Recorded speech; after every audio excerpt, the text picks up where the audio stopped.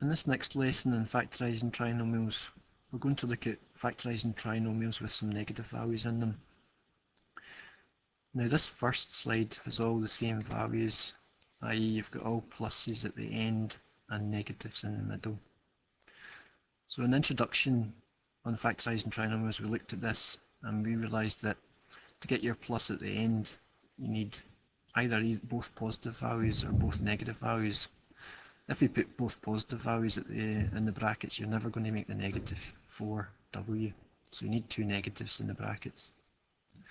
So if you look at things that multiply to make negative 3, positive 3, sorry, you've got plus 3 and plus 1 and negative 3 and negative 1. Now we've just discussed it has to be negative 3 and negative 1, so that's your answer.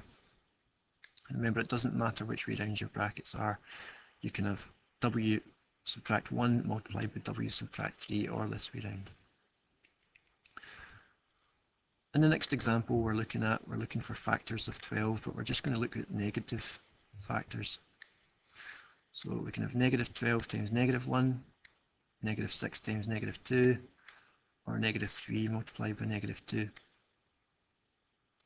So all these things multiply to make your positive 12 there, but we're looking for things to add together to make the negative 8.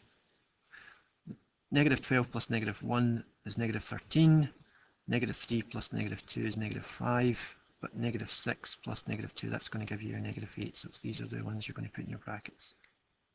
And that's your answer. And this last one here, we're looking for things that multiply to make 16 negative factors, so negative 16 and negative 1, negative 8 and negative 2, and negative 4 and negative 4. When you're writing out these factors, trying to have some kind of system, I generally start with 1 times something makes this, see if 2 times something makes it, and then try 3 and then try 4. Instead of just randomly doing it, that's a good way to start. Start with 1 times something, then 2 times something, and so on. So we're looking for these to add together to make the negative 10. Again, negative 8 and negative 2 make the negative 10, others would not. Okay, let's look at our last slide here. In this case, we've got 2 negatives here. So we're looking at different signs in the brackets. These are the hardest ones usually to deal with. So we're looking for factors of negative 12. So we've got negative 12 plus 1 or plus 12 and minus 1. Okay, it's important to note that these are 2 different things and you have to put them down. We've got negative 6 and plus 2 or plus 6 and minus 2. Or you can have negative 4 and plus 3 or plus 4 and minus 3. So a lot of different categories to pick from there. So all these things multiply together to make the negative 12, but we need to make them add to make negative 1. So then 12 and the 1 are out. They can never make 1 when you add them together. The 6 and the 2 as well. Negative 6 add 2, it's going to give negative 4. And 6 add negative 2 is going to give you positive 4, so that's never going to make you a negative 1. But the 4 and the 3, you can quite easily make a 1 with that. But we have to get the signs right. Are we going to use a negative 4 and a plus 3, or a plus 4 and a negative 3? Well, 4 add negative 3 gives you plus 1, so that's not what we're looking for. But negative 4 add 3 gives you negative 1, so we're going to put it that way round. It's important to be good with your integers. If you struggle with integers, I would go and practice them first before doing this. Okay, in this example we're looking for things that multiply together to make negative 15.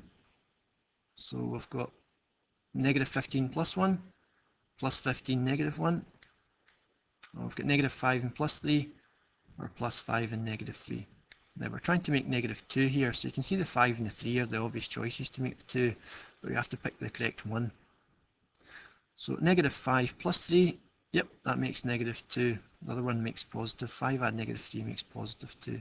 So it's this one here we're looking for, and that's your answer. And the last example here, we've got negative 6 to try and make, so we're looking at factors of negative 6, things that multiply to make negative 6.